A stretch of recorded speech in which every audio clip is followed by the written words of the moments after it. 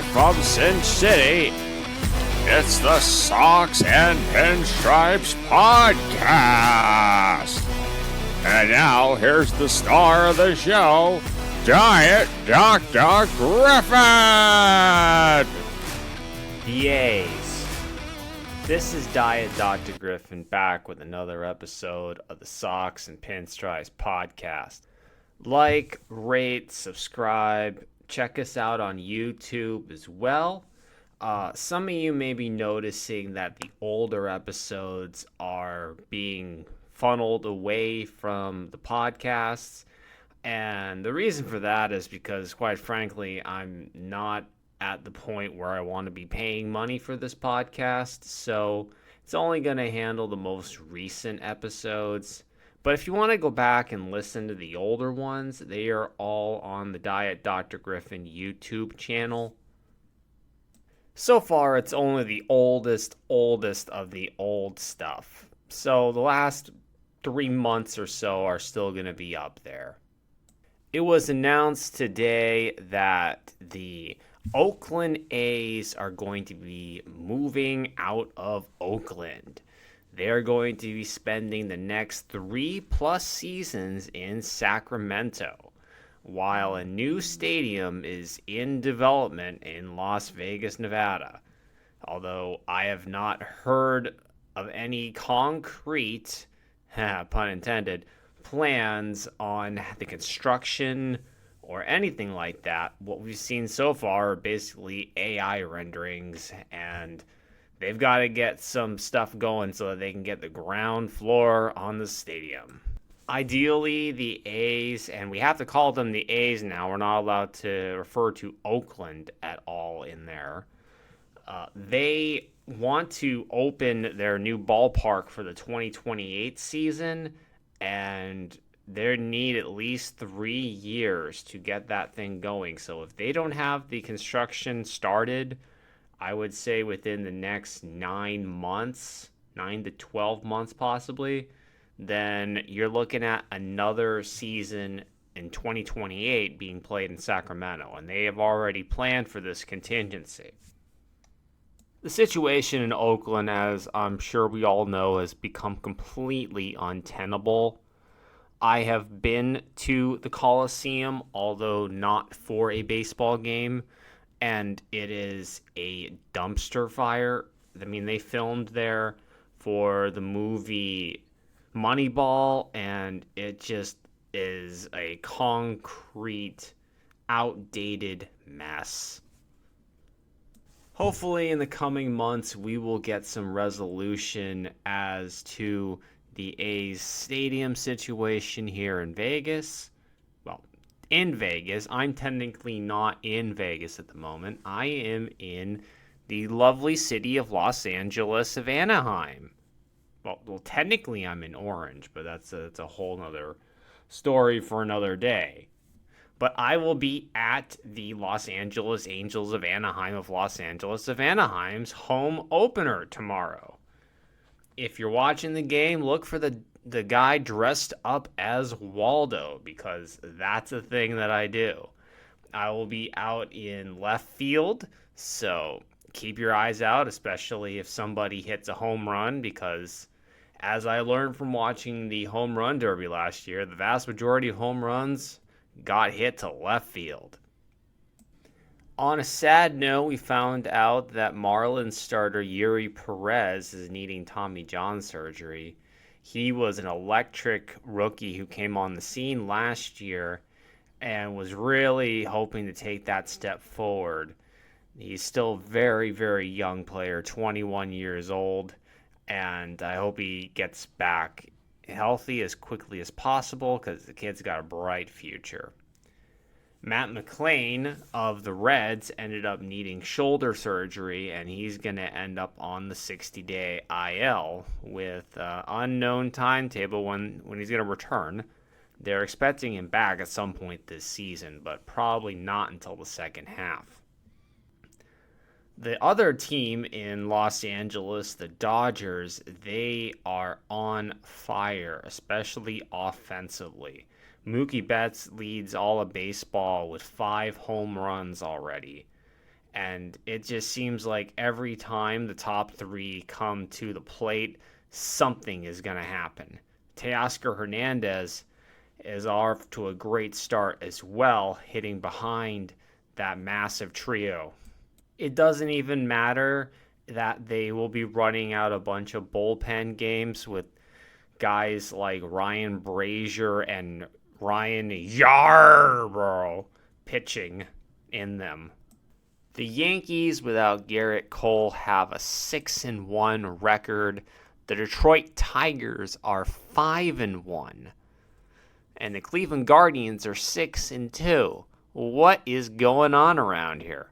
Oh yeah, the Astros are 2-5, and one of their only wins came from a no-hitter from Ramel Blanco earlier this week. Congratulations, Mr. Blanco. You've had 8 career starts and at age 30, you've got a bit of history that you're going to be able to tell the rest of your family for decades to come.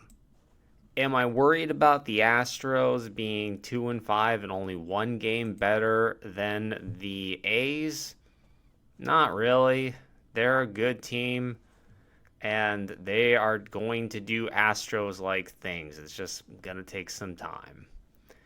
I mean, I'm more convinced they're going to be good than the 4-2 Los Angeles Angels of Anaheim of Los Angeles, who haven't even played a game at home yet.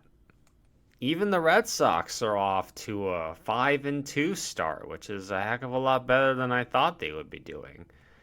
They split a series in Seattle, and if they had Kenley Jansen during one of those games, who already is having back problems from sleeping poorly, they might have won that other game too, and be matching the Yankees in winning percentage.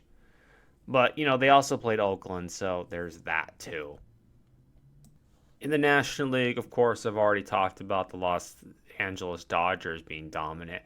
But would you be shocked that the other team with the best record in the National League is the Pittsburgh Pirates, who have already won 6 games on the road, including winning a bunch against the Nationals and the Marlins? The Marlins, mind you, are 0-8 on the season already, and there are already talks that they might be selling some pieces.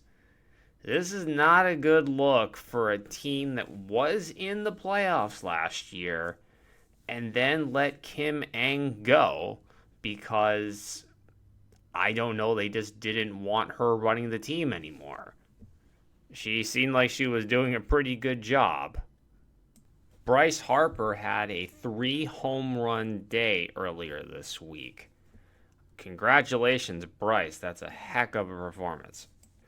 It's still very early in the season, and guys are starting off on hot streaks, like Michael Conforto, for example.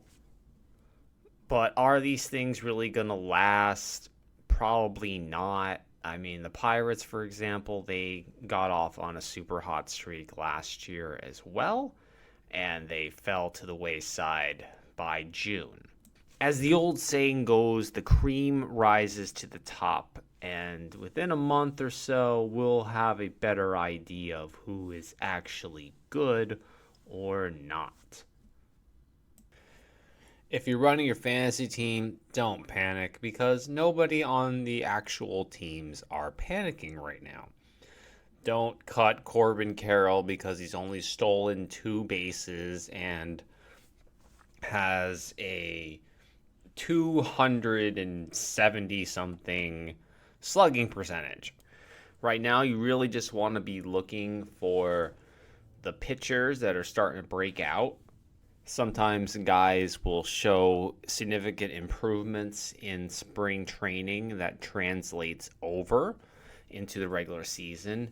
In many instances, you can find players on the waiver wire early in the year that will end up being on your team for most, if not the entire season. Last year, for example, I picked up Zach Eflin ahead of his first start, and he ended up being one of the most elite pitchers in all of baseball last year, and he was completely free.